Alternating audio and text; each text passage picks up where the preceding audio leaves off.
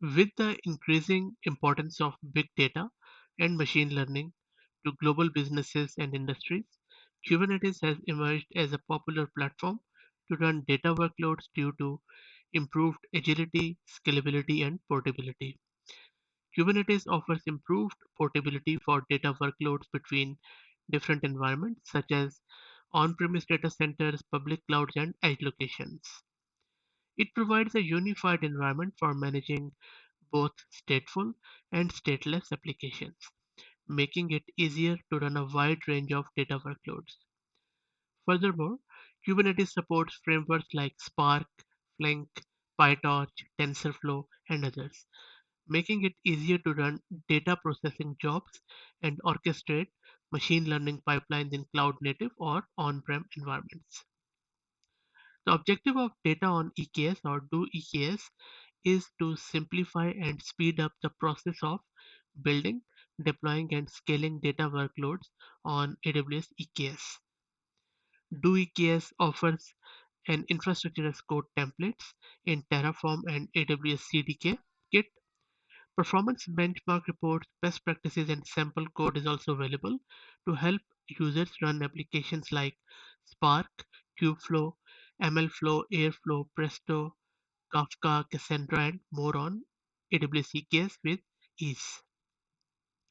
Do EKS covers five main focus areas, including data analytics, AI ML, distributed databases and query engines, streaming data platforms, and job and workflow schedulers. This diagram on your screen shows the open source data tools, Kubernetes operators, and frameworks covered by Do EKS. It also shows integrations of AWS Data Analytics managed services. So, just to summarize, what exactly Do EKS is doing in this whole picture is it is combining the open source data analytics and data engineering services with AWS EKS. Not only that, it is also integrating AWS managed services for data analytics and data engineering. So, for example, on the top right side, we have an EKS cluster or EKS fleet in which there are a lot of open source tools which are being used. So there is Kafka for data ingestion, Spark for batch processing, Kubeflow for as a machine learning platform, and for machine learning frameworks we have Spark, TensorFlow for stream processing, Beam, Spark streaming, and then for orchestration, and then so on and so forth. And we have few of the equivalent AWS managed services like EMR on EKS or Kafka, which is used for data ingestion, and there are various others. And you can combine all of these with AWS EKS to provide a fully data management platform running on the managed Kubernetes service. And then as a storage, you can either use S3 or EFS or Windows File Share, which is Amazon FSx. So this is a very brand new project from AWS, and it is also open source.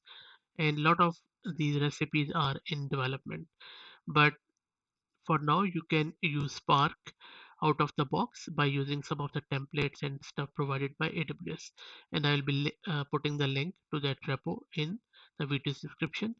Soon, I will also be doing a video as how you can get started with 2EKS or um, how you can provision a Spark on the AWS EKS. I hope this was useful.